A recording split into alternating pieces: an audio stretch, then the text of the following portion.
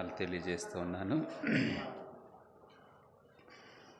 న్యాయాధిపతుల గ్రంథం 6వ అధ్యాయము. న్యాయాధిపతుల గ్రంథం 6వ అధ్యాయము 11 నుండి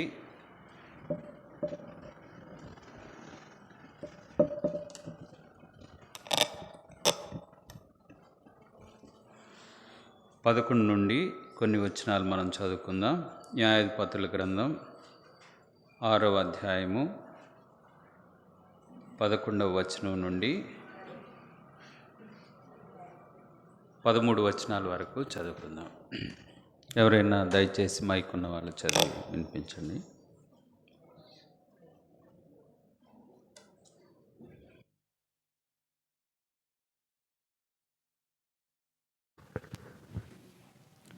యెహోవా దూత వచ్చి చదివేదను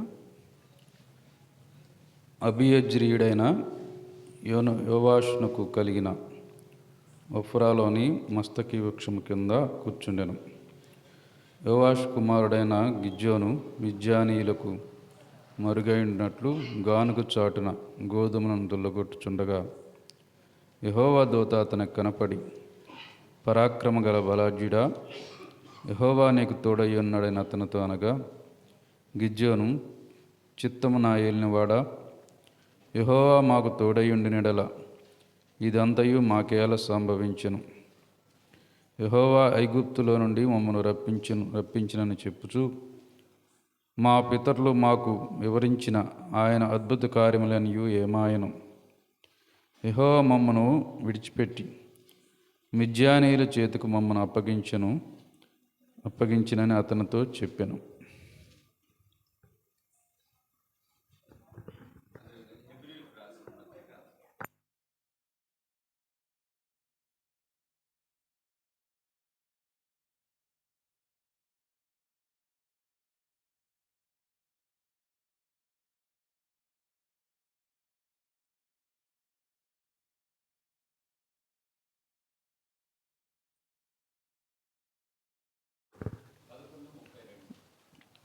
ఇకను ఏమి చెప్పుదును? గిద్యోను, బారాకు, సంసోను, యొప్తా, దావీదు, సమయలును వారిని గూర్చి ప్రవక్తలను గూర్చి వివరించుటకు సమయము చాలదు.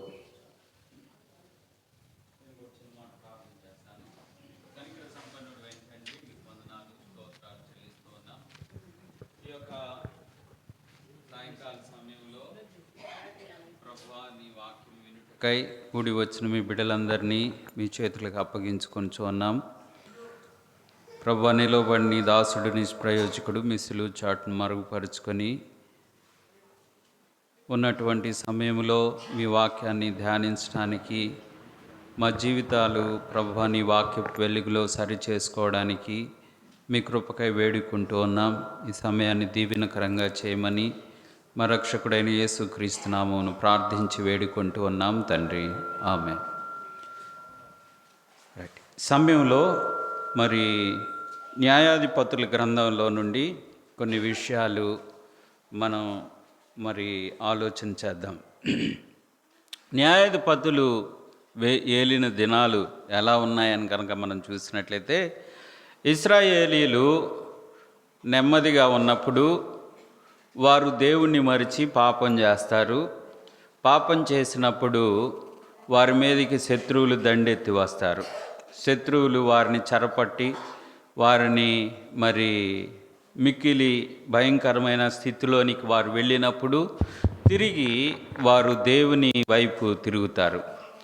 దేవుని వైపు తిరిగి దేవునికి ప్రార్థన చేసినప్పుడు వారి మధ్యలో రక్షకుణ్ణి దేవుడు లేవనెత్తుతాడు.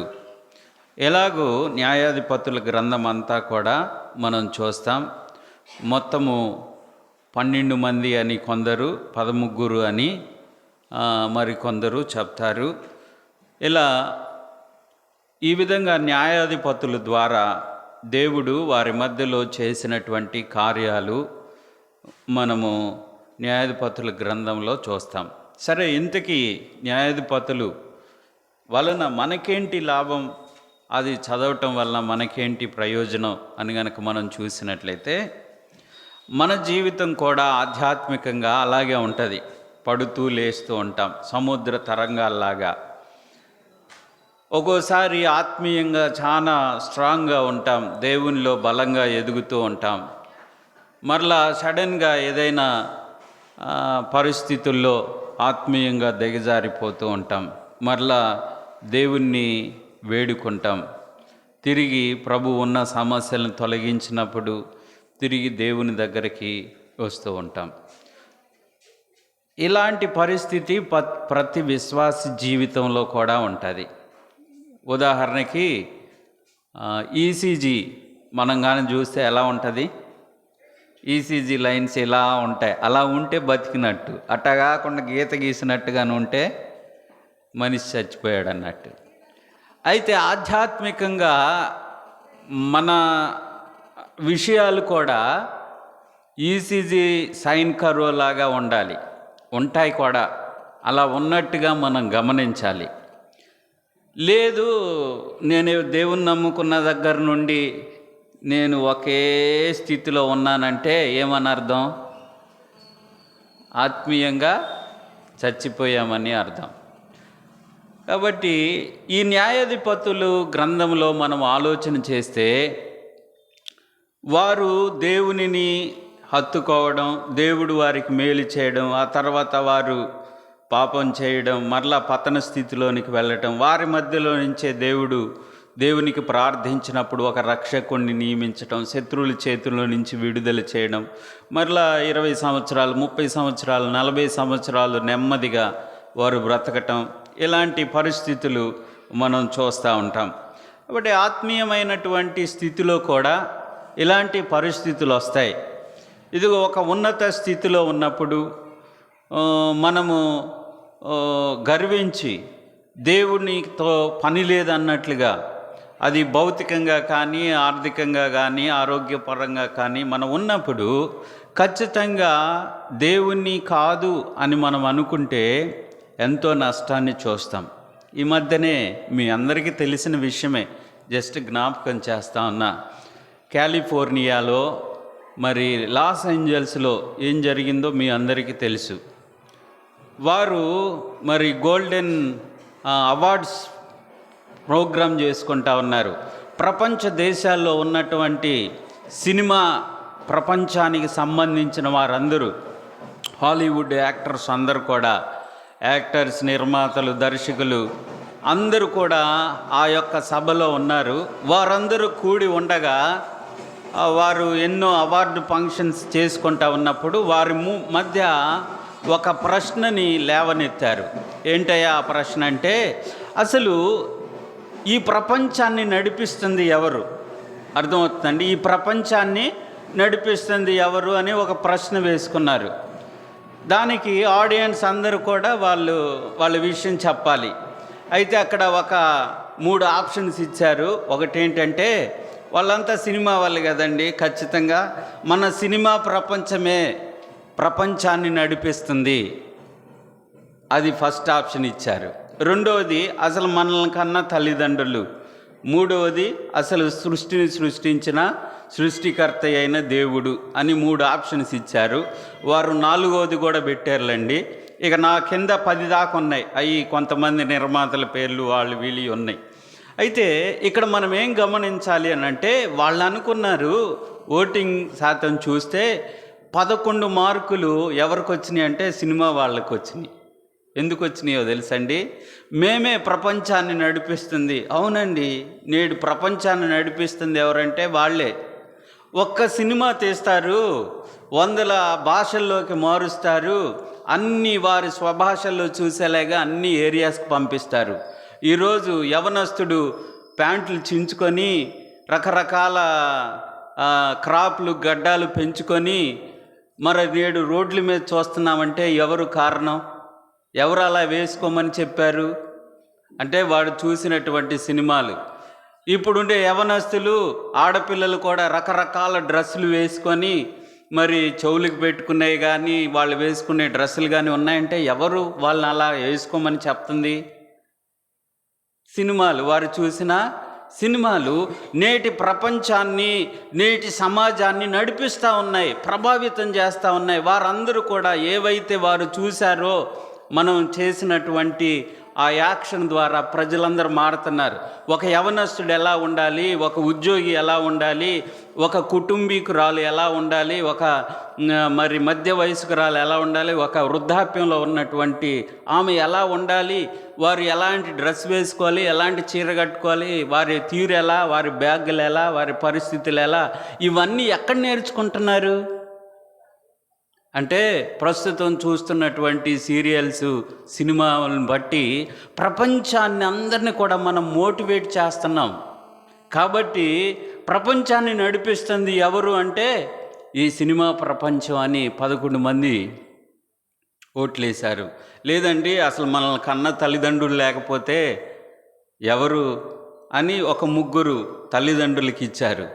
అయితే ప్రపంచాన్ని సృష్టించిన సృష్టికర్త అయిన దేవుడికి ఎన్ని మార్కులు వేశారంటే 0 వేశారు. 0. అసలు ఆయన ఏం నడిపించలేదు. ఆ తర్వాత ఆ ప్రోగ్రాం లీడ్ చేసే ఆమె ఆ విషయాన్ని పదే పదే చెబుతూ ఉంటే అక్కడ కూర్చున్న వారందరూ నవ్వుతూ ఉన్నారు, హేళనగా నవ్వుతూ ఉన్నారు, అపహాస్యం చేస్తూ ఉన్నారు. దేవుడు 0.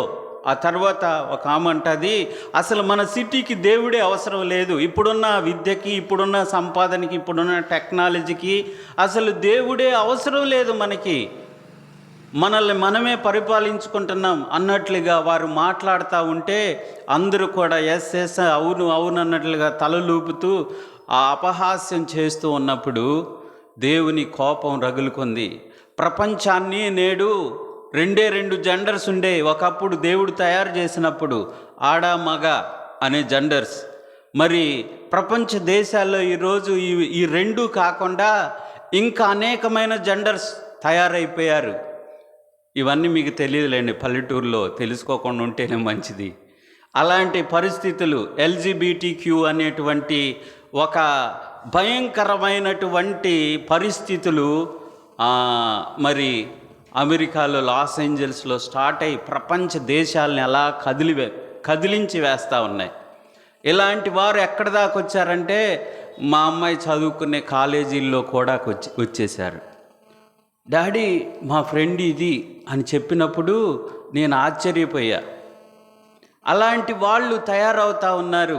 రేపు ఎల్లుండి గ్రామాల్లో కూడా వస్తారు. ఇదే సంస్కృతి అలనాడు మరి సొదొమ గొమొరాలో ఉన్నప్పుడు దేవుడు ఆకాశం నుంచి అగ్ని గంధకాలు కురిపించాడు. ఆ సంగతి మనం చరిత్రలో అనేకసార్లు బైబిల్లో చదువుతూనే ఉన్నాం. నేటికి కూడా అలాంటి పరిస్థితి ఉంది. ఎంతో మరి జ్ఞానం సంపాదించుకున్న వారు ఆ యొక్క లాస్ ఏంజల్స్లో ఏర్పడినటువంటి ఆ కారు చిచ్చు, ఆ ప్రోగ్రాం అయిపోయిన 2 రోజులు, 5వ తారీఖు, జనవరి 5వ తారీఖు అది జరిగింది. 7వ తారీఖు నిప్పంటుకుంది. నిప్పంటుకుంటే గాలి ఎంత వేగంగా వస్తుందంటే 150 కిలోమీటర్ల వేగంతో గాలి వేస్తూ ఉంది. అంటుకున్నటువంటి వాళ్ళ చుట్టూ ఇళ్ల మధ్యలో ఉండే చెత్త, ఎండిపోయిన చెత్త తగలబడి వాళ్ళ ఇళ్ళనే దహించి వేసింది. ఫస్ట్ ఒక ప్రకటన ఇచ్చేశారు వాళ్ళకి, ఏమనంటే మీ ఇళ్ళు త్వరలో తగలబడిపోతా ఉన్నాయి, మీరు అర్జెంటుగా మీ ప్రాణాలు రక్షించుకోండి, అందరూ కూడా ఇళ్లలో నుంచి బయటకు వచ్చి మీ ప్రాణాలు కాపాడుకోండి అనగానే ఒక్కసారి ఆ వార్త వినగానే అందరి ఇళ్లలో నుంచి ఉన్న పాలాన బయటకు వచ్చి వాళ్ళ క్యాబిన్స్లో ఉండే కార్లు తీసుకొని అందరు రోడ్ల మీదకి వస్తే ఇంచి కదలలేకపోతున్నాయి. అన్ని కార్లు, అన్ని బండ్లు ఒక్కసారి రోడ్డు మీదకి వస్తే ఎలాగెళ్ళిపోతాయి? వెళ్ళలేరు. 2వ ప్రకటన వచ్చేసింది, మీరు అర్జెంటుగా మీ కారుల్లో నుంచి దిగేసి మీరు పరుగెత్తి వెళ్ళిపోండి అనే 2వ ప్రకటన వస్తే వాళ్ళు కార్లు, లక్షల విలువ చేసే కార్లన్నీ కూడా అలాగే వదిలిపెట్టి కాలి నడకన ఆ దగ్గరుండే స్విమ్మింగ్ పూల్స్లోకి, తొట్టుల్లోకి, గాబుల్లోకి వాళ్ళు దూకి వారి ప్రాణాలు రక్షించుకున్నారు. వాళ్ళు దూరంగా వెళ్ళిన తర్వాత వాళ్ళ ఇల్లు కాలిపోతా ఉంటే స్వయంగా చూసి నెత్తి నోరు కొట్టుకొని, బట్టలు జించుకొని, జుట్టు బీక్కొని, అరిసి ఏడ్చి గీపెట్టిన ఎవరి వల్ల కాలేదు ఆపటానికి. మరి దాదాపు 2 వారాలు కాలిపోయినాయి, అన్నీ బూడిదైపోయినాయి. ఎక్కడ కూడా మరి ఇతర దేశాల నుంచి కూడా ఫైర్ సంబంధించినటువంటి వారిని నడిపించారు. ఎవరి వల్ల కాలేదు. అంత భయంకరంగా కట్టుబట్టలతో బయటకు వచ్చారు. వాళ్ళందరూ ఎవరు అంటే మిలీనియర్స్, కోట్లు కోట్లు సంపాదించినటువంటి వారు. దేవుడితో పని లేదు, దేవుడు నాకు అవసరం లేదు అని ఎప్పుడైతే మన మనసులో మనం అనుకుంటామో, అది ఎలాంటి స్థితిలో నుంచైనా దేవుడు మనల్ని తీర్పు తీరుస్తాడు. మరి ఆయన జడ్జిమెంట్ ఇస్తాడు, మన పరిస్థితుల్ని తారుమారు చేయగలడు. అలాంటి పరిస్థితి ఇక్కడ మనం చూస్తాం. చూడండి, మన పాఠంలోకి వద్దాం. న్యాయాధిపతుల గ్రంథం 6వ అధ్యాయం 1వ వచనంలో మనం చూసినట్టే, ఇశ్రాయేలీయులు యెహోవా దృష్టికి దోషులైరి, యెహోవా 7 ఏండ్లు వారిని మిద్యానీయులకు అప్పగించెను. ఇశ్రాయేలీయులు, దేవుని ప్రజలు యెహోవా దృష్టికి దోషులయ్యారు. దేవుని శాసనాన్ని, ధర్మశాస్త్రాన్ని, దేవునికి అర్పించవలసినటువంటి బలులను, అర్పణలను వారు మరిచిపోయారు, దేవునికి దూరం అయిపోయారు. దేవుడు ఏం చేశారంటే 7 సంవత్సరాలు మిద్యానీయుల చేతికి వారిని అప్పగించాడు, ఇశ్రాయేలీయుల్ని. అయితే వారి పరిస్థితి ఏంటో మనం ఇక్కడ చూస్తాం. చూడండి, 2వ వచనం చదువుదాం. 2వ వచనంలో 6:2, మిద్యానీయులు చెయ్యి ఇశ్రాయేలీయుల మీద హెచ్చాయను గనుక వారు మిద్యానీయుల ఎదుట నిలువలేక కొండలలోనికి, వాగుల్లోనికి, గుహలలోనికి, దుర్గములను సిద్ధపరుచుకొనిరి. జాగ్రత్తగా వినండి. శత్రువులందరూ వారి మీద పడుతుంటే వీళ్ళు ఎక్కడికి పారిపోయారంట చెప్పండి? 2వ వచనంలో ఉంది. ఎక్కడికి వెళ్ళారు చెప్పండి అమ్మా? అక్కడ వచనం చూసి చెప్పండి. కొండల్లోనికి, గుహల్లోనికి, వాగుల్లోనికి, దుర్గాల్లోనికి వెళ్ళిపోయారు. అందుకని క్రింద అన్నాడు, వారు మిక్కిలి హీన దశకు వచ్చారన్నాడు 6వ వచనంలో. ఇంకా మిక్కిలి హీన దశ ఎలాగ వచ్చారో వాళ్ళ పరిస్థితిని మనం ఇక్కడ చూస్తాం. వారు పరిగెత్తి వెళ్ళిపోయారు. వారి నివాస స్థలాలు, వారు కట్టుకున్నటువంటి ఆ ఇళ్ళు, వాకిళ్ళు సమస్తాన్ని వదిలిపెట్టి ఇశ్రాయేలీలు, మిద్యానీయులు వస్తూ ఉన్నారు అంటే 3 రకాల వారు వస్తూ ఉన్నారు. 3వ వచనంలో మిద్యానీయులు, అమాలేకీయులు, తూర్పు తట్టున ఉన్న వారందరూ వస్తూ ఉన్నారు. ఎలా వస్తూ ఉన్నారంటే మిడతల దండంత విస్తారంగా వస్తూ ఉన్నారు. చీమలు పుట్ట పగిలితే ఎలా చీమలు బయటకు వస్తాయో అంత భయంకరమైనటువంటి సైన్యం ఒంటిలు వేసుకొని వారి మీదకి వస్తూ ఉన్నారు.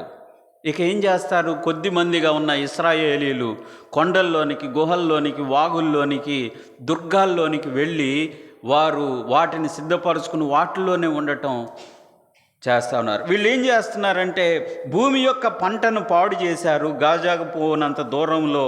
తరువాత మనం చూసినట్లయితే 4వ వచనం మనం చదువుదాం. చూడండి, 4వ వచనం చాలా వారి యొక్క హీనస్థితి ఎలా ఉందో మనం చూస్తాం. దయచేసి 4వ వచనం ఎవరైనా చదవండి. వారి ఎదుట దిగి గాజాకు పోవునంత దూరము, గాజాకు పోవునంత దూరము భూమి పంటను పాడు చేసి ఒక గొర్రెను గాని, ఎద్దును గాని, గాడిదను గాని జీవన సాధనమైన మరి దేనినైనను ఇశ్రాయేలీయులకు ఉండనివ్వలేదు. జాగ్రత్తగా వినండి. అంటే ఒక ఎద్దు లేదు, ఒక గాడిద లేదు, ఒక గొర్రె లేదు. జీవన సంబంధమైనది ఏది వారికి లేకుండా వచ్చి తీసుకెళ్ళిపోతున్నారు. పంటను తీసుకెళ్ళిపోతున్నారు. ఇశ్రాయేలీయులు కష్టపడి పంట వేసుకుంటే పంట పండే సమయానికి, కోత కోసే సమయానికి ఎవరంటే మిద్యానీయులు వచ్చేసి పంట కోసుకొని వెళ్ళిపోతున్నారు. పశువును మేపుకున్నారు. గేదె పాలిచ్చే సమయానికి దూడను వదిలిపెట్టేసి గేదెను దోలుకొని పోతున్నారు. మరి ఒక ఎద్దును కానీ, ఒక గాడిదను కానీ, ఒక గొర్రెను కానీ దేన్ని కూడా అది బ్రతుకు తెరువుకి జీవన సంబంధమైన, జీవనానికి ఆధారమైన ఏ వస్తువు కూడా ఇశ్రాయేలీయులకి లేకుండా వారు వచ్చి తీసుకెళ్తారు.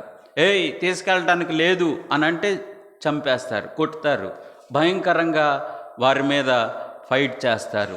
వాళ్ళు వస్తున్నారని చూడగానే వీరు పారిపోయి వెళ్ళిపోతారు. వారి పంటను కానీ వారి యొక్క జీవన సంబంధమైనటువంటి జంతువులను కానీ వీరు తోలుకొని పోతున్నారు. అలాంటి భయంకరమైనటువంటి పరిస్థితికి వెళ్ళారు. 6వ వచనంలో అంటా ఉన్నాడు, ఇశ్రాయేలీయులు మిద్యానీయుల వలన మిక్కిలి హీన దశకు వచ్చినప్పుడు, అది మిక్కిలి హీన దశకు వచ్చారంట. ఆ మాట గుర్తుపెట్టుకోండి, మిక్కిలి హీన దశకు వచ్చారు. ఈరోజు ఒక్కొక్కరిని లాస్ ఏంజల్స్లో ఇంటర్వ్యూ చేస్తూ ఉన్నారు. వాళ్ళ ఏడుపు, వాళ్ళ బాధ వర్ణనాతీతం. వాళ్ళు అంటున్నారు, ఎన్నో కష్టపడి వేల కోట్లు సంపాదించుకున్నాము, రకరకాల డ్రెస్సులు, రకరకాల ఇంటిలో వస్తువులు, అవన్నీ కూడా మా కళ్ళ ముందే మేము టీవీలో చూస్తుండగా మా వస్తువులన్నీ కాలిపోతూ ఉంటే ఎవరికి చెప్పుకోము. వాళ్ళన్నీ ఇన్సూరెన్స్ చేశారంట. ఇన్సూరెన్స్ వాళ్ళ దగ్గరికి వెళ్తే, ఇంతమందికి మేము ఇన్సూరెన్స్ ఇవ్వడానికి మా దగ్గర కూడా డబ్బులు కూడా లేవు, మేము ఏం చేయలేమని చేతులు ఎత్తేసారు. వాళ్ళ కార్లకు కానీ, వాళ్ళ కార్లకు ఇన్సూరెన్స్ ఉంది, వాళ్ళ ఇళ్ళకి ఇన్సూరెన్స్ ఉంది, అన్నీ ఇన్సూరెన్స్ కూడా ఆదుకోలేని పరిస్థితిలో వారు ఉన్నారు. మిక్కిలి హీనదశకు ఇశ్రాయేలీయులు వారు ఎప్పుడైతే దేవుని దృష్టికి ద్రోహులయ్యారో వారు మిక్కిలి హీనదశకు వెళ్ళిపోయారు. మిక్కిలి హీనదశకు వెళ్ళిపోయినప్పుడు వారు ఏం చేస్తున్నారంటే, 6వ వచనం చివరిలో మనం చదువుతాం, వారు యెహోవాకు మొరపెట్టిరి. ఇది చాలా ప్రయోజనకరం. ఏమండి, ఈ రాత్రికాల సమయంలో మనం ఏ స్థితిలో ఉన్నాం? మన స్థితి మిక్కిలి హీన స్థితికి పోకముందే ప్రభు వైపు తిరుగుదాం. ప్రభు సన్నిధిలో మన స్థితిని వివరించుకుందాం. ప్రభువుని మనం హత్తుకుందాం. దేవుని సన్నిధిని, దేవుని యొక్క తో ఉండేటువంటి సంబంధాన్ని మనం ఎప్పుడు కూడా కాలరాల్చకూడదు. మనసులోనైనా హృదయంలోనైనా అలా అనుకోకూడదు. ఎప్పుడైతే అలా మనం తలస్తామో వెంటనే మన స్థితి మిక్కిలి హీనదశకి వెళ్ళిపోతాయి. ఇశ్రాయేలీలు కూడా మిక్కిలి హీనదశకి వెళ్ళిపోయారు. కొండ చర్యల్లో, బొరియల్లో, వాగుల్లో, వంకల్లో, మరి దుర్గాల్లో అక్కడ ఇక్కడ నివసించి దేవునికి మొరపెడతా ఉన్నారు. అయ్యా, మా గేదెలు పోయినాయి, మా గొర్రెలు పోయినాయి, మా పంట పోయింది, మాకేమీ లేదు, జీవనం మేము ఎలా బ్రతకాలి అని దేవునికి మిక్కిలి హీనదశలో వారు యెహోవాకు మొరపెట్టిరి అనే మాటను చూస్తూ ఉన్నాం. వారు యెహోవాకు మొరపెడితే ఏం జరిగిందంటే, త్వరగా ఉన్న సమయంలో చెప్పాలి కాబట్టి కనీసం 6వ అధ్యాయమైనా నేను కంప్లీట్ చేయడానికి ప్రయత్నం చేస్తే 15 నిమిషాలు నాకుంది కాబట్టి 15 నిమిషాల్లో అధ్యాయం కంప్లీట్ చేయాలి కాబట్టి కొంచెం స్టోరీ లాగా చెప్తా, చివరిలో కొంచెం కొన్ని మాటలు చెప్పేసి. అయితే వాళ్ళు ఎప్పుడైతే దేవునికి మొరపెట్టారో దేవుడు ఏం చేశాడంటే వారి మధ్యలోనికి ఒక ప్రవక్తను పంపించాడు. 7వ వచనం నుంచి 10వ వచనం దాకా ఆ ప్రవక్త వచ్చి వాళ్ళతో ఇలా మాట్లాడతారు. ఏమని మాట్లాడతాడంటే 8వ వచనం మనం చదివితే, యెహోవా ఇశ్రాయేలీయుల యొద్దకు ప్రవక్తను పంపెను. వారు ఆ ప్రవక్త వారితోటి ఇలా మాట్లాడతాడు, ఇశ్రాయేలీయుల దేవుడైన యెహోవా సెలవిచ్చినది ఏమనగా, నేను ఐగుప్తులో నుండి మిమ్మల్ని రప్పించి తిని, దాస్య గృహంలో నుండి మిమ్మల్ని తోడుకొని వచ్చి తిని, ఐగుప్తులో నుండి, ఇక అదంతా హిస్టరీ చెప్తా వచ్చేసాడు ఆయన. ఏం చెప్పాడంటే, ఐగుప్తులో 400 సంవత్సరాలు మీరు బానిసలుగా ఉన్నప్పుడు మీరు దేవునికి మొరపెట్టారు. దేవునికి మొరపెట్టినప్పుడు దేవుడు ఒక మోషేని లేపాడు. మోషే ద్వారా మిమ్మల్ని అక్కడ దాసగృహంలో నుంచి విడిపించాడు. మీ ఎదుట ఎర్ర సముద్రాన్ని 2 పాయలుగా చేశాడు. అరణ్యంలో 400 సంవత్సరాలు ఆయనే వండని ఆహారాన్ని మీకు పెట్టాడు. మీ చెప్పులు అరగలేదు, మీ బట్టలు మాయలేదు. దేవుడు మీ మధ్య అనేక అద్భుతాలు చేశారు. సీహోను, ఓగు అనేటువంటి పెద్ద అమోరీల రాజులు మీరు చంపేశారు. ఇలాగూ మీరు చాలా గొప్ప కార్యాలు దేవుడు మీ మధ్య చేసుకుంటూ మిమ్మల్ని ఎక్కడి దాకా నడిపించారు. కానీ మీ తప్పేంటంటే 10వ వచనంలో ఒక 9వ వచనం చివరిలో మనం చదువుదాం. మీ దేవుడైన యెహోవాను, ఇంకా 9వ వచనంలో మనం చూసినట్లయితే, మీ ఎదుటి నుండి వారిని తోలివేసి వారి దేశమును మీకు ఇచ్చి తిని, మీ దేవుడైన యెహోవాను నేనే. దేవుని యొక్క పేరిది, నేనే. ఇంగ్లీష్లో ఐయామ్, IAM, ఐయామ్. ఐయామ్ అనేది దేవుని పేరు. నేనే. మోషే అడుగుతాడు కదా, నేనే ఉన్నవాడను అనువాడను అంటాడు మండుచున్న పొదలో నుండి. నేనే అని యేసుక్రీస్తు ప్రభువారు ఎక్కడెక్కడ చెప్పుకున్నాడు చెప్పండి, కొంచెం ఆలోచించి. ఎన్ని చోట్ల నేనే అని చెప్పుకున్నాడు? యేసు ప్రభువారు ఈ పదాన్ని ఉపయోగించాడు. నేనే అన్నాడు కదా, సముద్రంలో తుఫాను వచ్చినప్పుడు నేనే జీవాహారాన్ని అన్నాడు, నేనే ద్వారాన్ని అన్నాడు, నేనే సత్యాన్ని, మార్గాన్ని, జీవాన్ని అన్నాడు. ఆ నేనే అనే ఈ పదమే దేవునికి ఉన్నటువంటి పదం. ఉదాహరణకి మీరు బయటికి వెళ్ళారు, ఏదో ఊరు వెళ్ళారు, ఏదో ఫంక్షన్కి వెళ్ళారు, ఏదో పెళ్ళికి వెళ్ళారు, లేట్ నైట్ వచ్చేసారు. అప్పటికి అందరు తలుపులు పెట్టుకొని పడుకున్నారు. వచ్చి మీరు తలుపు కొట్టగానే ఇంట్లో వాళ్ళు ఎవరు అంటారు. ఎవరు అనగానే ఏమంటారు? నేను 10వ తరగతి చదువుకున్నాను, నేను ఎర్రగా ఉన్నాను, ఇంత ఎత్తున్నాను, ఇంతలా ఉన్నాను అని చెప్పుకుంటామా? ఏమంటాం? పేరు చెప్పుకుంటామా? చెప్పుకోం కదా. ఏమంటామంటే తలుపు తట్టగానే లోపల ఎవరు అనగానే నేనే అంటాం కదా. నేనే తలుపు తీయ అంటాం, నేనేలే తలుపు తీయ అంటాం మన ఇక్కడ లాంగ్వేజ్లో చెప్పాలంటే కదా. నేనే అంటే ఏంటి ఆ నేనే అనేది ఎవరు? అదే దేవుని యొక్క స్వరూపం. ఆయన స్వరూపంలో నిన్ను నన్ను చేశాడు. అదే దేవుడు. నేనే అనేది ఎవరంటే ఈ ఫిజికల్ బాడీ కాదు, మనలో ఉన్నటువంటి దేవుని ఆత్మ. అది నేనే అని అంటూ ఉంటుంది. కాబట్టి దేవుడు ఇక్కడ నేనే మిమ్మల్ని ఎత్తుకొని తీసుకొచ్చాను. 10వ వచనంలో వారు ఎందుకు మిక్కిలి హీన దశకెళ్ళారో ఆ ప్రవక్త చక్కగా వివరించాడు. 10వ వచనం చదవండి. మీరు అమోరీయుల దేశమును నివసించుచున్నప్పుడు వారి దేవతలకు భయపడకుడి అని నేను మీతో చెప్పిన కానీ మీరు నా మాట వినలేదు. అమ్మ ఇక్కడ జాగ్రత్త వినండి. దేవుడు అమోరీయుల దేశానికి వారిని తీసుకొచ్చాడు. ఆ హిస్టరీ అంతా చెప్పుకుంటూ వచ్చాడు కదా. అమోరీయుల దేశానికి వచ్చిన తర్వాత దేవుడు అన్నాడు, వీళ్ళ మనసుల్లో వాళ్ళ దేవతలను చూస్తుంటే భయం, వణుకు వచ్చేసింది. భయపడవాకండి, నా మాట వినండి, నేనున్నాను మీకు అని చెప్పాడు. అంటే మీరు నా మాట వినలేదు అంటే ఏం చేశారని అర్థం? చిన్న లాజిక్, అక్కడ ఉన్న మాటే అర్థం చేసుకోవడం ఎలా. నేను మీకు భయపడొద్దని చెప్పాను, కానీ మీరు నా మాట వినలేదంటే ఏమని అర్థం? భయపడొద్దని నేను చెప్పా, మీరు నా మాట వినలేదంటే ఏం చేశారు? అంతే కదా. నా మాట వినలేదంటే భయపడొద్దని చెప్తే మీరేం చేశారు? భయపడ్డారంటే భయపడి ఏం చేశారు? అంతే. అమోరీయుల దేవతలకు వారు బలులు ఇవ్వడం, సాగిలపడడం, వారి ఆచారాలు ఏవైతే ఉన్నాయో వాటన్నింటినీ చేయడం మొదలుపెట్టారు. కొంచెం లాజికల్గా ఆలోచిద్దాం. ఎందుకు భయపడి ఉంటారు ఇశ్రాయేలీలు? ఇంత గొప్ప కార్యాలు చేసుకుంటా వచ్చాడు కదా, ఆ బొమ్మలకి ఎందుకు భయపడ్డారు వాళ్ళు? ఎందుకు భయపడి ఉండొచ్చు? జస్ట్ మీరు థింక్ చేయండి, ఆలోచించండి. ఎందుకు భయపడి ఉంటారు? వాటి రూపాన్ని చూసా? వాటి ఎదుట జరుగుతున్నటువంటి కార్యాలు, క్రియలు చూసా? ఎందుకు భయపడి ఉంటారంటే, ఎందుకు భయపడి ఉండొచ్చు? ఆలోచించండి. దీనికి సమాధానం మీరే ఆలోచించండి, తర్వాత కూడా ఆలోచించండి. వారు ఎందుకు భయపడి ఉన్నారో, భయపడి కామ్గా ఉండలేదు, భయపడి వాళ్ళకి లోబడిపోయారు. ఆ విగ్రహాలకు, లేకపోతే ఆ బొమ్మలకు, అమోరీయుల యొక్క దేవతలకు, వాటి ప్రతిమల ఎదుట వీరు కూడా వీరి పిల్లల్ని నరబలి ఇచ్చారు. మీరు తర్వాత ద్వితీయోపదేశకాండంలో, సంఖ్యాకాండంలో చూసినట్లయితే మనం ఆ విషయాలన్నీ కనపడతాయి. ఇలాంటి భయంకరమైనటువంటి దుశ్చర్యలకి పాల్పడ్డారు. దాని యొక్క శేషంగా వాళ్ళు మీ మీదకి వచ్చి ఇప్పుడు, మిద్యానీయులు మీ మీదకి వచ్చి ఇప్పుడు ఏం చేస్తున్నారు?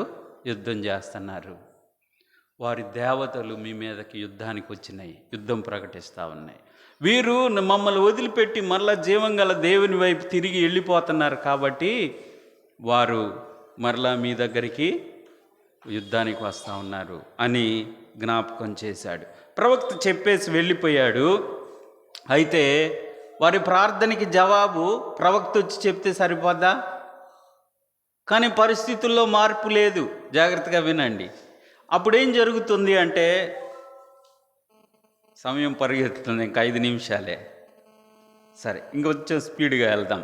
గిద్యోను ఏం చేస్తూ ఉన్నాడంటే గానుగు చాటును కూర్చొని గోధుమలు దుల్లగొట్టుకుంటున్నాడు. ఇక్కడ 12 నుంచి కనుక మనం చూసినట్లయితే ఒక వ్యక్తి తెర మీదకి వస్తాడు. ఈ వ్యక్తి గిద్యోను అనే ఒక వ్యక్తి గానుగ చాటున కూర్చొని గోధుమలు దుల్లగొట్టుకుంటున్నాడు. ఆల్రెడీ మిద్యానీయులు గోధుమ పంట అంతా కోసుకొని వెళ్ళిపోయారు. అర్థమవుతుందండి?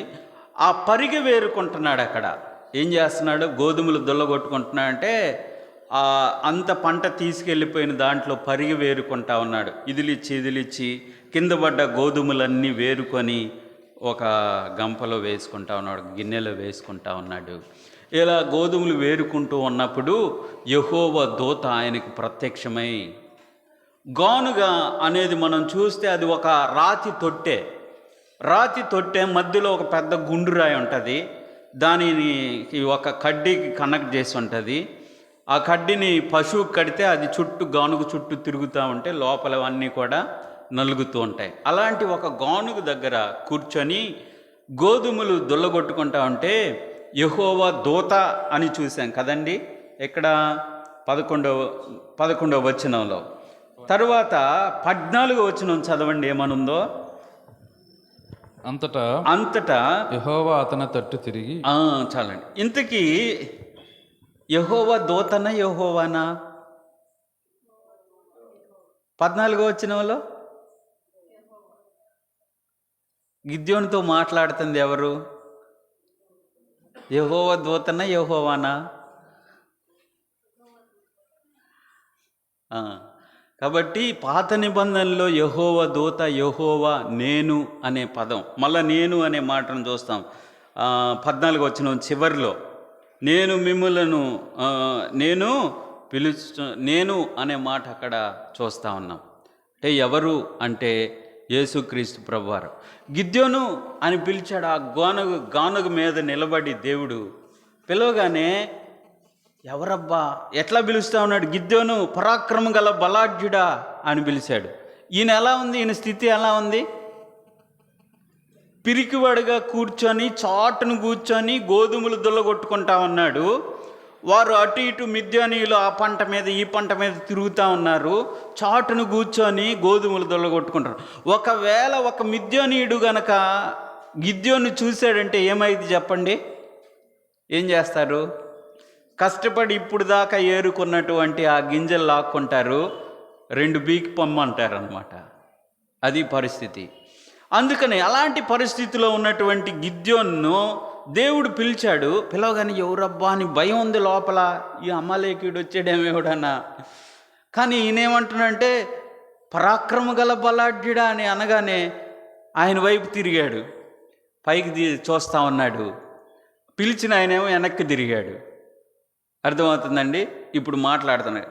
ఏమంటున్నాడు? నేను నీకు 11వ వచనంలో పరాక్రమంగా బలాఢ్యుడా నేను నీకు తోడై ఉన్నాను అనగానే గిద్యోను చిత్తగించుము ఏలినవాడా యెహోవా మాకు తోడై ఉండిన ఎడల ఇదంతయు మాకేలసం. చూడండి, టక్క అక్కడ ఒక 3 ప్రశ్నలు సంధించేశాడు. నువ్వు మాతో ఉంటే మాకెందుకు ఇలా జరుగుతుంది? ఇశ్రాయేలీయులను ఐగుప్తులో నుంచి నడిపించిన దేవుని అద్భుతాలు ఏమైపోయినాయి? అద్భుతాలు చేశాడు మీ దేవుడు అని చెప్తున్నావే, అద్భుతాలు ఏమైపోయినాయి? మా పట్ల చేయొచ్చు కదా అని అడిగినప్పుడు దేవుడు 14వ వచనంలో ఇంకా ఏమంటాడు? మాకేలా సంభవించినాయి ఇవన్నీ అని అన్నాడు. తరువాత మా పితరులకు వివరించిన ఆయన అద్భుత కార్యములన్నీ ఏమాయను అనగానే 14వ వచనంలో దేవుడు ఇక్కడ అంతటా యెహోవా అతని తట్టు తిరిగి. ఆ మాట చూడండి, దాన్ని పిక్చరైజ్ చేసుకోండి. ఇప్పుడు దాకా ఎటువైపు తిరిగి ఉన్నాడు దేవుడు? వెనక తట్టు తిరిగి మాట్లాడుతూ ఉన్నాడు. పిలిచాడు, ఆయన మెల్లగా ఇటు చూసేలోపు వెనక తట్టు తిరిగాడు. గిద్యోను కొన్ని ప్రశ్నలు అడిగిన తర్వాత జలసి గాడ్, రోషం కలిగిన దేవునికి రోషం వచ్చేసింది. అద్భుతాలు ఏమైపోయినాయి? మా పితరులతో చేసిన అద్భుతాలు అయిపోయాయి, నువ్వేమో తోడై ఉన్నావు, నువ్వు అది ఇది అంటున్నావు. మా పరిస్థితి చూస్తేమో వాళ్ళు వచ్చి మా పంట తీసుకెళ్తున్నారు, మా పశువులు తీసుకెళ్తున్నారు, మమ్మల్ని అందరిని కొట్టేస్తున్నారు. మేమేమో వాళ్ళు వస్తున్నారంటే కొండలకి, లోయలకి, గుహలకి పారిపోవాల్సి వస్తుంది. ఏమైపోయింది? నీ అద్భుత కార్యాలు ఏమైపోయినాయి అనగానే వెంటనే దేవునికి రోషం వచ్చేసింది. అతని వైపు తిరిగి ఏమంటున్నాడు చూడండి. అతని వైపు యెహోవా అతని తట్టు తిరిగి, బలము తెచ్చుకొని వెళ్ళు, మిద్యానీయుల చేతిలో నుండి ఇశ్రాయేలీయులను రక్షించుము. నిన్ను పంపినవాడను నేనే, నిన్ను పంపినవాడను నేనే అని చెప్పాడు. నువ్వు వెళ్ళు, అద్భుతం చూడాలనుకుంటున్నావా? నువ్వే నాకు కావాలి, నువ్వెళ్ళు, మిద్యానీయులు నేను నీ చేతికి అప్పగిస్తాను. గిద్యోను ఒక్కడున్నాడు. మిద్యానీయులు ఎంతమంది ఉన్నారు? మీరు విన్న వాళ్ళైతే చెప్పాలి. మిడతల దండంత విస్తారంగా ఉన్నాడు. ఆ క్రిందికి అంటాడు, ఒక్క మనిషిని చంపినట్టే వాళ్ళందరినీ చంపుతాం అన్నాడు. 16వ వచనంలో కదా, 16వ వచనం చదవండి. తర్వాత ఆయన సరే ఇంకొంచెం ముందు జరిగిన విషయాన్ని 15వ వచనంలో మనం చూసినట్లయితే, నువ్వు వెళ్ళంటే వెంటనే ఆయన అన్నాడు, చిత్తము నా ఏలినవాడా, దేని సహాయం చేత నేను ఇశ్రాయేలీయులను రక్షించగలను? ఏముంది నా కాడ? అసలు నేనే భయపడి ఎడ కూర్చొని గింజలు ఏరుకుంటుంటే ఏమి సహాయంతో నేను వాళ్ళ మీద యుద్ధానికి వెళ్ళను? నా దగ్గర బాణాలు లేవు, గుర్రాలు లేవు, రథాలు లేవు, యుద్ధాన్ని చేయడానికి ఏ ఆయుధాలు లేవు. ఎలా విడిపించగలను? తర్వాత అన్నాడు, నేను మనుష్య గోత్రీకుడును, మా గోత్రం చాలా అల్పమైంది, మా ఇంట్లో కూడా నేను చిన్నవాడిని, కనిష్ఠుడిని, నా మాట ఎవరైనా వింటారా? నేను పిలిస్తే వాళ్ళు వస్తారా యుద్ధానికి వెళ్దామంటే? ఇదంతా కాని పని అని అన్నప్పుడు తన ఇనేబిలిటీస్ అన్నీ చెప్పాడు.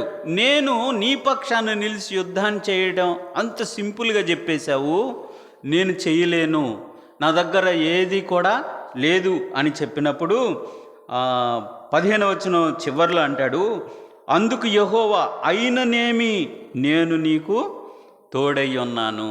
అది ఈ రాత్రికాల సమయంలో నీవు ఏది లేదు, నాకు ఇవి లేవు, దేవుని పని చేయడానికి, దేవుని కొరకు నిలబడటానికి, దేవుని పరిచర్యలో ముందుకు సాగడానికి ఏది లేదు అని అనుకుంటున్నావా? అవన్నీ కూడా మనం దేవునికి చెప్తే ఏమంటాడా? అయినా పర్వాలేదు. అది ఆయన కూల్గా అనేది, నీకేమి లేవా? అయినా పర్వాలేదు. డబ్బు లేదయ్యా? పర్వాలేదు. ఇంకేం లేదు? మాట్లాడే శక్తి లేదయ్యా? అయినా పర్వాలేదు. ఇంకా ఏమి లేదు? నాకు ఏ వరం లేదయ్యా, నా స్వరం లేదయ్యా? అయినా పర్వాలేదు, నేను నీతో ఉన్నాను అని అనగానే ఆయన మరి ఎంతో చక్కగా నేనున్నాను అని అన్నప్పుడు ఆయన ఒక సూచన అడిగాడు. జస్ట్ ఆ సూచన చెప్పి నేను ముగించేస్తా. 9:05 నా సమయం అయిపోయింది, నేను ముగించాలా 5 నిమిషాల్లో. సింపుల్గా అది ఒక్కటి చెప్పేసి నేను ముగిస్తాను. అయితే నీవే నాతో మాట్లాడుతూ ఉంటే, ఏ పితరుల్ని అద్భుతాలు చేసి ఐగుప్తు దేశం నుంచి విడిపించిన దేవుడు నీవే అని నేను తెలుసుకోవడానికి నాకు ఒక సూచన కావాలి. అమ్మ జాగ్రత్తగా వినండి. ఆ సూచన ఏంటి? ఆ సూచన కొంచెంసేపు అదే స్థానంలో మీరున్నారనుకోండి, గిద్యోను స్థానంలో పొజిషన్లో మీరున్నారనుకోండి, ఏమని అంటారు? అయ్యా నాకు ఒక సూచన కావాలి, ఆ సూచన నువ్వు చేస్తే నేను నిన్ను నమ్మి నేను ఇక ముందుకు వెళ్తా, నీ యుద్ధం చేయడానికి వెళ్తా, నాకు ఒక సూచన కావాలి అని అడిగాడు. మనము అదే స్థానంలో ఉంటే మనం ఏం అడుగుతాం? ఇప్పుడు మా 100 గొర్రెలు ఉన్నాయి, వాళ్ళు దోలకు పోయారు, కనీసం సగమైనా నాకు తెప్పి అని అంటాను కదా. అప్పుడు నేను నమ్ముతాను నువ్వే అద్భుతాలు చేసేవాడు అని అంటాం. ఇంకా ఏదైతే మనం పోగొట్టుకున్నామో వాటిని తిరిగి కొద్దిగన్నా నాకు ఇస్తే ఇంక మిగిలిన సంపాదించుకోగలను అనే ఒక ధైర్యం మాకు వస్తుంది అని అంట. కానీ ఇక్కడ జాగ్రత్తగా వినండి, చదువుతున్నప్పుడు నన్ను చాలా కదిలించి వేసింది. అది మీరు తర్వాత ఇంటికి వెళ్ళాక చదువుకోండి. యెహోవాను ఒక సూచన అడుగుతాడు దేవుణ్ణి. ఏమడుగుతాడంటే, నువ్వెక్కడే ఉండు, నేను ఇప్పుడే వస్తా. నువ్వెక్కడే ఉండు, ఈ మస్తకి వృక్షం దగ్గర ఇక్కడే ఉండు, నేను ఇప్పుడే వస్తా. నేను వెళ్ళి నీకోసం ఒక అర్పణను సిద్ధం చేసుకొని వస్తాను అని ఇంటికి వెళ్ళి, జాగ్రత్తగా వినండి అమ్మా, ఏం చేశాడు, ఒక మేక పిల్లను బలి చేసి టకటక ముక్కలు చేసి కుండలో వేసి బాగా ఉడకబెట్టాడు. తూమెడు పిండి. ఎక్కడ ఈ గింజలు? అప్పుడు దాకా ఏరుకున్నటువంటి గింజలు తూమెడైనాయి. ఆ తూమిడి పిండి తీసుకెళ్ళి పిండి చేసి పొంగని భక్షాలు చేసి దేవుని దగ్గరికి తీసుకొచ్చాడు. ఇదిగో అబ్రహాముకు ప్రత్యక్షమైనప్పుడు ఆ తెగిపడిన ఆ దేహ భాగాల నుంచి నువ్వు వెళ్ళినప్పుడు అతడు నన్ను పిలిచిన దేవుడు ఎంత గొప్పవాడో తెలుసుకున్నాడు. హిస్టరీ అంతా కూడా అబ్రహాముకు తెలుసు. కాబట్టి నువ్వు గనక నా అర్పణను స్వీకరించావంటే నిజంగా నాతో మాట్లాడిన దేవుడు అబ్రహామును పిలిచిన దేవుడని నేను గుర్తిస్తా అని అన్నాడు. జాగ్రత్త వినండి, ఏదైనా ఒక సూచన చూపించు అంటే ఆ రోజు ఏరికెళ్ళిన గింజలతోటి తన భార్య, పిల్లలు, వారికి ఉన్నటువంటి ఆ కుటుంబ సభ్యులు రొట్టెలు కాల్చుకొని తిని బ్రతకాల్సినవి ఏం చేశాడంటే, దేవుడు నన్ను పిలిచాడు, నేను దేవునికి ఇప్పుడు అర్పణ ఇవ్వ. మనం ఇందాక 4వ వచనంలో చూసాం, గొర్రెపిల్ల కానీ గాడిద కానీ గుర్రం కానీ ఏది లేకుండా వాళ్ళు తోలుకొని వెళ్ళారు. మరి ఈ మేకపిల్ల ఎక్కడిది ఈయనకి? ఏమండి, ఈ మేకపిల్ల ఎక్కడిది గిద్యోనికి? అదిగో వారు పారిపోయి వెళ్ళేటప్పుడు ఒక చిన్న మేకపిల్లని సంకలో పెట్టుకొని వెళ్ళిపోయాడేమో. వాళ్ళ తండ్రికి కూడా కింద చూస్తే 2 పశువులను ఆయన తోలుకొని వెళ్ళిపోయాడు. వాళ్ళు తీసుకెళ్ళగలిగినవి తీసుకొని వెళ్ళి పారిపోయారు. ఆ ఉన్న ఒక్క మేకపిల్లని దేవునికి బలిగా అర్పించాడు. ఆ ఏరుకున్న గింజలన్నీ కూడా దేవునికే పొంగని భక్షాలు చేశాడు, తీసుకొచ్చాడు. అదే అక్కడ నిలబడ్డ దేవుని దగ్గరికి తీసుకొచ్చి ఆ కుండలో ఉడికిన నీళ్లతో కూడా ఉన్న ఆ పాత్రని, ఆ పొంగని భక్షాల గంపని అక్కడ పెట్టాడు. ఇదిగో ఇవి నీవు స్వీకరించినట్లయితే నేను నమ్ముతాను, నువ్వు నాతో ఉన్నావని, నా బలహీనతలన్నీ సరిచేస్తావని, నా జీవితంలో అద్భుతాలు చేస్తావని నేను నమ్ముతాను. ఇవి నీవు స్వీకరించాలన్నప్పుడు యెహోవా దేవుడు ఆ రెండింటిని తీసుకొని బండ మీద పెట్టి నీళ్లు పోయి, ఎన్ని నీళ్లు పోస్తావు నీళ్లు పోయి అని చెప్పాడు. అవన్నీ నీళ్లు పోసి తడిబెట్టాడు. ఆయన చేతిలో ఉన్న కర్రతో బండను ముట్టగా బండలో నుంచి అగ్ని వచ్చి ఆ యొక్క భక్ష్యములను, ఆ మాంసాన్ని పూర్తిగా దహించి వేసింది. అప్పుడు ఆయన ఒక మాట అంటాడు, ఆహాహా, ఆ మాట చూడండి,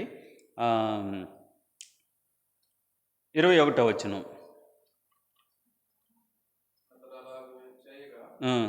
యెహోవా దూత తన చేతనున్న కర్రను చాపి 22 చదువు, అది చెప్పాను కదా, 22 చదివేసి. 22 గిద్యోను ఆయన యెహోవా దూతని తెలుసుకొని ఆహాహా నా ఏలినవాడా యెహోవా, ఇందుకే కదా నేను ముఖాముఖిగా యెహోవా దూతను చూచితనెను. అప్పుడు యెహోవా అంటే ఆహాహా వణికిపోతా ఉన్నాడు. నేను దేవుణ్ణి చూశాను, ఇక నేను బ్రతకలేను, నేను చచ్చిపోతాను. దేవుణ్ణి చూసిన వాడు ఎవరు బ్రతకడు అనే పాత నిబంధనలో ఉన్న మాట గిద్యోనికి బాగా తెలుసు. అయ్యో, నేను అనవసరంగా ఆయనతో పెట్టుకున్నానే, ఇప్పుడు ఖచ్చితంగా ఆయనే, దేవుణ్ణి చూశాను, దేవుని దూతను చూశాను, ఇక నేను బ్రతకనేమో అని అనుకుంటున్న వెంటనే యెహోవా అంటూ అన్నాడు. చూడండి, యెహోవా నీకు సమాధానము, భయపడకుము, నీవు చావవని అతనితో సెలవిచ్చను. అక్కడ గిద్యోను యెహోవా నామమున బలిపీఠము కట్టి దానికి యెహోవా సమాధానకర్త అని పేరు పెట్టాడు. ఈ పేరు ఎవరిదండి? సమాధానకర్త అనే పేరు ఎవరిది? యేసుక్రీస్తు ప్రభువారిది కదా. ఆయన సమాధానకర్త. యేసు ప్రభువారు యెషయా గ్రంథంలో మనం చూస్తాం, ఆయన బలవంతుడైన దేవుడు, నిత్యుడగు తండ్రి, సమాధానకర్త అయిన అధిపతి అని ఆయనకి పేరు. యేసు ప్రభువుని చూశాడు. యేసు ప్రభువుకి ఆనాడే ఆయన బలిపీఠం కట్టి పేరు పెట్టాడు, సమాధానకర్త. నీవు బ్రతుకుతావు, నువ్వు చనిపోవు అంటే ఆ రోజు చూసింది ఎవరు గిద్యోన్ని? యేసు ప్రభువుని చూశాడు. యేసు ప్రభువుని చూశాడు. బాధల్లో మిక్కిలి హీన దశలో ఉన్నవారు మొరపెట్టగా వారికి ప్రత్యక్షమై ఒక రక్షకుడిగా అతన్ని బలపరచడానికి వచ్చింది ఎవరు అంటే యేసుక్రీస్తు ప్రభువారు. ఆయనే వచ్చాడు. ఆయనకి బలిపీఠం కట్టి యెహోవా సమాధానకర్త అని పేరు పెట్టాడు. ఈ రాత్రికాల సమయంలో నేను ముగిస్తూ ఉన్నాను. ఎట్టి కలవరంలో నువ్వు ఉన్నావో దేవుడు సమాధానాన్ని ఇవ్వడానికి నీ దగ్గరికి వస్తా ఉన్నాడు ఈ రాత్రి. ఆ కలవరం ఏంటిదో, నిన్ను కలచివేస్తున్న కలవరం, నిన్ను తొందర పెడుతున్న కలవరం ఏంటో. గిద్యోను ఒకవైపు ఎంతో కలవరపడిపోయాడు. అయ్యో, నేను దేవుని చూశాను, ఇక బ్రతకను, నేను చనిపోతానేమో. మరణ భయం అతన్ని ఆవరించింది. ఈ రాత్రికాల సమయంలో ఎట్టి కలవరము నిన్ను కలవరపరుస్తుందో, ఈ లోకం ఇచ్చినట్లు కాదు. యోహాను 14:1 అంటాడు కదా, యోహాను సువార్త 14:1 అంటాడు, మీ హృదయములను కలవరపడనీయుకుడి, ఎరవనీయకుడి. ఇదిగో నేను తండ్రి యొద్దకు వెళ్ళుచున్నాను, అనేక నివాసములు అక్కడ ఉన్నాయి, నేను మరలా వస్తాను, మిమ్మల్ని తీసుకొని వెళ్తాను. యోహాను సువార్త 17 అంటాడు, లోకమిచ్చినట్లు కాదు, నా సమాధానాన్ని నేను మీకు ఇస్తున్నాను, నా శాంతిని మీకు ఇస్తున్నాను అని అంటా ఉన్నాడు. కాబట్టి దేవుని యొక్క శాంతి, దేవుని యొక్క సమాధానం మన హృదయములకు మన తలంపులకు కావలి ఉండునుగాక అని అపోస్తులుడైన పౌలు పత్రికల్లో రాస్తా ఉన్నాడు. కాబట్టి అట్టి సమాధానకర్త అయిన దేవుణ్ణి మనం ఆశ్రయించాలి. ఆయన ప్రతి కలవరాన్ని తొలగించేవాడు. ఆయనే మన కొరకు సమాధాన బలిగా కలువరి సిలువలో బలి అయినవాడు. ఆయన సమాధానం మన తలంపుల్లో మన హృదయాలను ఏలాలని తెలియచేస్తూ ఈ సమయంలో నేను ముగిస్తూ ఉన్నాను. ప్రభు తన మాటలను దీవించునుగాక.